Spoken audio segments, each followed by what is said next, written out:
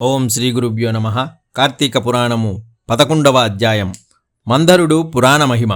ఓ జనక మహారాజా, ఈ కార్తీక మాస వ్రతం యొక్క మహత్యమును గురించి అనేక ఉదాహరణలు చెప్పిచుంటిరి. ఇంకనూ దీనిని గురించి ఎంత చెప్పిననూ తరివితీరదు.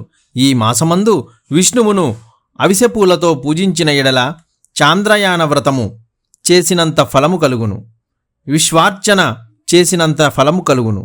పురాణ పఠనం చేసినా, చేయించినా, వినినా, వినిపించినా అటువంటి వారు తప్పనిసరిగా వైకుంఠాన్నే పొందుదురు. దీనిని గురించి మరొక ఇతిహాసము చెప్పెదను, శ్రద్ధగా ఆలకింకము అని వశిష్ఠుల వారు ఈ విధముగా చెప్పిరి. పూర్వము కళింగ దేశమున మందరుడను విప్రుడు గలడు. అతడు ఇతరుల ఇంట్లో వంటలు చేయుచు, అక్కడనే భుజించుచు, మద్యమాంసాది పానీయములు సేవించుచు, తక్కువ జాతి వారి సాంగత్యము వలన స్నాన, జప, దీపారాధనాదికములను ఆచారాలను పాటించక దురాచారుడై మెలగుచుండెను. అతని భార్య మహాసాధ్వి, గుణవంతురాలు, శాంతవంతురాలు. భర్త ఎంత దుర్మార్గుడైనను పతినే దైవముగా గాంచి విసుగు చెందక సకలోచపరాములు చేయుచు పతివ్రత ధర్మములను నిర్వర్తించుచుండెను. మందరుడు ఇతరుల ఇండ్లలో వంటవాడిగా పనిచేయుచున్నను ఇల్లు గడవక చిన్న వర్తకము కూడా చేయసాగెను. ఆఖరికి దాని వలన కూడా పొట్టగడవక పోవటముచే దొంగతనములు చేయుచు, దారి కాచి, బాటసారులను బాధించి, వారి వద్దనున్న ధనము, వస్తువులు అపహరించి జీవించుచుండెను. ఒక దినమున ఒక బ్రాహ్మణుడు అడవి దారిని బడి పోవుచుండా అతనిని భయపెట్టి కొట్టి ధనమును అపహరించుచుండగా అక్కడకు మరొక కిరాతకుడు వచ్చి ధనాశచే వారిద్దరినీ చంపి ధనమును మూటగొట్టుకొని వచ్చుచుండెను. సమీపమునున్న ఒక గుహ నుండి వ్యాఘ్రమొకటి గాండ్రించుచూ వచ్చి కిరాతకునిపై పడెను. కిరాతకుడు దానిని కూడా చంపెను. కాని ఆ పులి కూడా తన పంజాతో కిరాతకుని కొట్టియుండుట వలన ఆ దెబ్బకు కిరాతకుడు కూడా చనిపోయెను. ఈ విధముగా ఒకే కాలమున యమలోకమున నలుగురు 4 విధములుగా హత్యలు చేసి చనిపోయినందున ఈ నలుగురు కూడా యమలోకమున అనేక శిక్షలు అనుభవించుచు రక్తము కక్కుచూ బాధపడుచుండిరి. మందరుడు చనిపోయిన వాటి నుండి అతని భార్య నిత్యము హరినామస్మరణ చేయుచు సదాచార వర్తి అయి భర్తను తలుచుకొని దుఃఖించుచు కాలము గడుపుచుండెను. కొన్నాళ్లకు ఆమె ఇంటికి ఒక ఋషిపుంగవుడు వచ్చెను. ఆ వచ్చిన ఋషిని గౌరవముగా ఆహ్వానించి ఆర్ధ్యపాద్యములచే పూజించి, స్వామి, నేను దీనురాలను, నాకు భర్తని సంతతిని గాని లేరు. నేను సదా హరినామస్మరణ చేయుచు జీవించుచున్నదానను, కాన నాకు మోక్ష మార్గము ప్రసాదించమని బ్రతిమాలుకొనెను.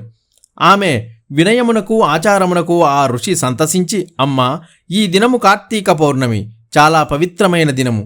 ఈ దినమును వృధాగా పాడు చేసుకోవద్దు. ఈ రాత్రి దేవాలయములో పురాణము చదువుదురు.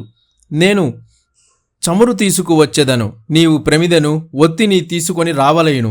వెంటనే దేవాలయమునకు వెళ్ళి శుభ్రము చేసి గోమయముతో అలికి ముగ్గులు పెట్టి తానే స్వయముగా ఒత్తి చేసి 2 ఒత్తులు వేసి ఋషి తెచ్చిన నూనె ప్రమిదలో వేసి దీపారాధన చేసెను. అటు తరువాత ఇంటికి వెడలి తనకు కనిపించిన వారికెల్లా ఆ రాత్రి ఆలయమునందు జరుగు పురాణ కాలక్షేపమునకు రమ్మని చెప్పెను. ఆమె కూడా ఆ రాత్రి అంతయు పురాణమును వినెను. ఆనాటి నుండి ఆమె విష్ణు చింతనతో కాలము గడుపుచు కొంతకాలమునకు మరణించెను. ఆమె పుణ్యాత్మురగుట చేత వల్ల విష్ణుదూతలు వచ్చి విమానమెక్కించి వైకుంఠమునకు తీసుకొని పోయిరి. కాని ఆమెకు పాపాత్ముడైన భర్తతో సహవాసము వలన కొంచెము దోషముండుట చేత మార్గమధ్యమున యమలోకమునకు తీసుకొని పోయిరి. అచట నరకమునందు మరి ముగ్గురితో బాధపడుతున్న తన భర్తను చూసి, ఓ విష్ణుదూతలారా, నా భర్త మరి ముగ్గురును ఈ నరక బాధలు పడుచున్నారు, కాన నా యందు దయముంచి వారిని ఉద్ధరించండని ప్రాధేయపడెను. అంత విష్ణుదూతలు, అమ్మా, నీ భర్త బ్రాహ్మణుడై యుండియు స్నాన సంధ్యాదులు మాని పాపాత్ముడైనవాడు. రెండోనవాడు బ్రాహ్మణుడైనను కూడా అతడు కూడా ధనాశచే ప్రాణహితుని చంపి ధనాశపరుడైనాడు. 3వ వాడు వ్యాఘ్రుడు. 4వ వాడు పూర్వము ద్రవిడ దేశమున బ్రాహ్మణుడై జన్మించినను అనేక అత్యాచారములు చేసి 12 రోజున కూడా తైలలేపనము, మద్య మాంస భక్షణము చేసిన వాడై పాపాత్ముడైనాడు. అందుకే ఈ నలుగురు నరకబాధలు పడుచున్నారు.